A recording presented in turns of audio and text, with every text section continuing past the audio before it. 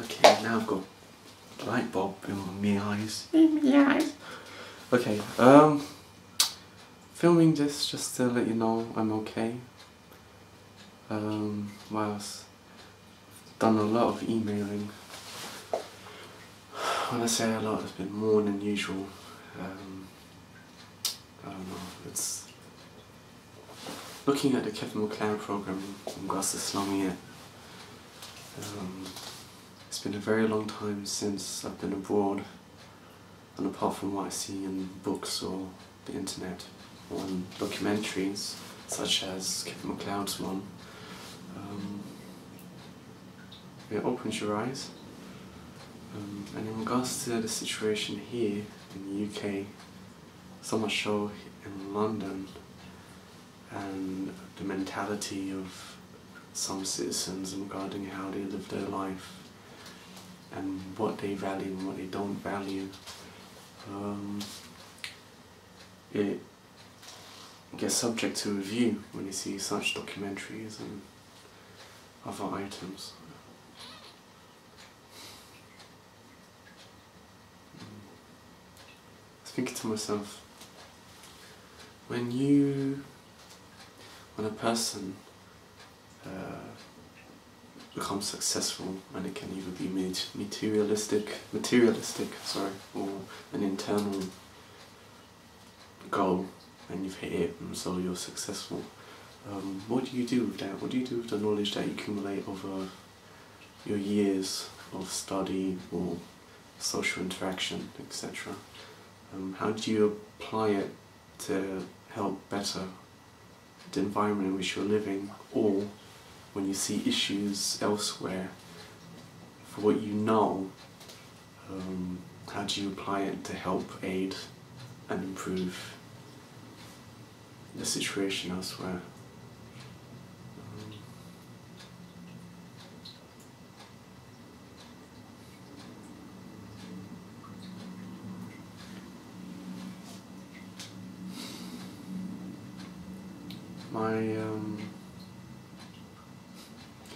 I could be characterised as my brain being all over the place with regards to looking at different things: religion, science, construction,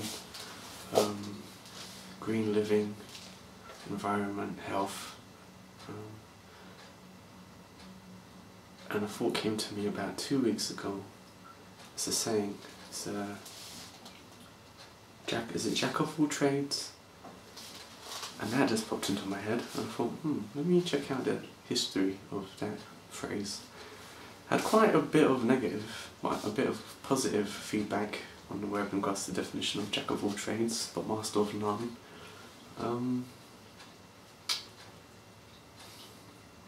Again, the key is I need to be working towards certifications, qualifications, as well as accumulating experience. Now, for the places where I'm volunteering at the moment, they have very good resources, very strong resources in different areas, and it's a case of being able to access those areas and maximize their potential in regards to what they affect, again, which is your environment or environment elsewhere.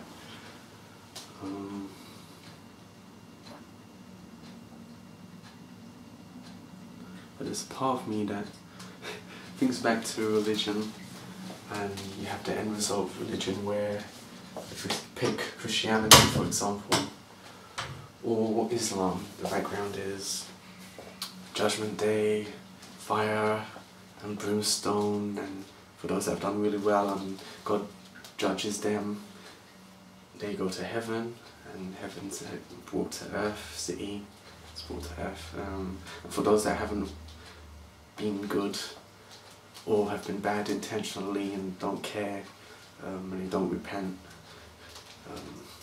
they get thrown to pits of hell and get subject to forever eternal years of torment, etc. So I'm thinking,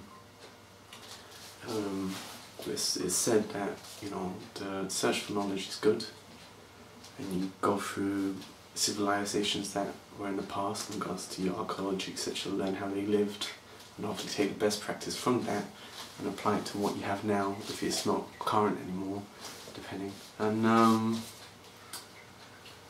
you know,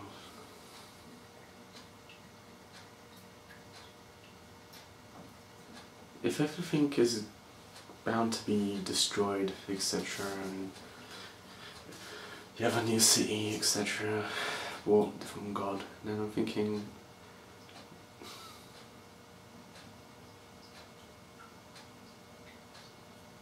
some people are very materialistic. For me, I have this one room for my study. I was planning to sell my DVDs and Xbox games. But with that being the case, I did my research to see how much money people are getting for those games, and maximum is about £3 to £4. Free, I would say, is average for a game, and then there's postage and packaging.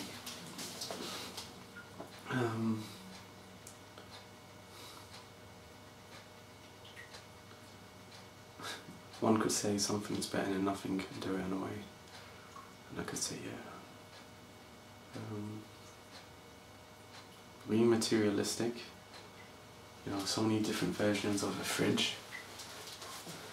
So many, I mean, size and height play a part depending on where the fridge is going to go. Colours, etc. When you bear in mind that how much time you spend in your kitchen.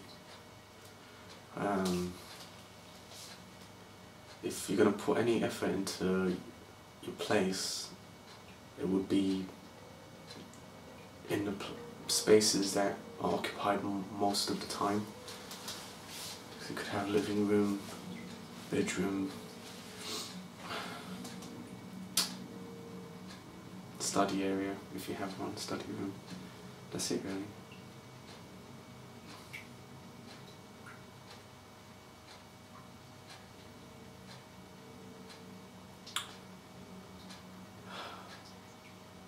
Everyone's going forward with fuel cells and hydrogen, and it is all, historically it's all based on combustion, and you have petrol, diesel, coal,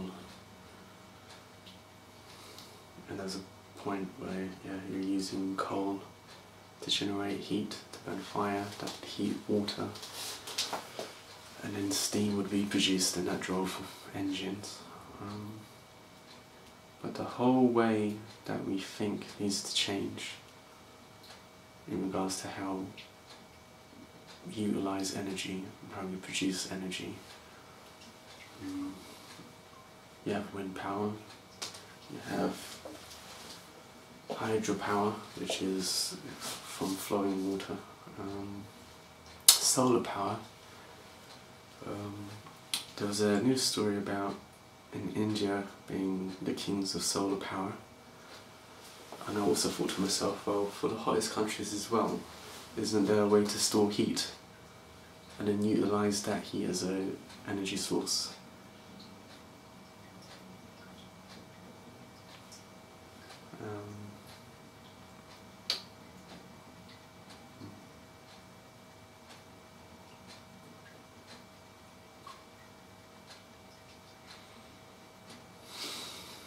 A lot going on.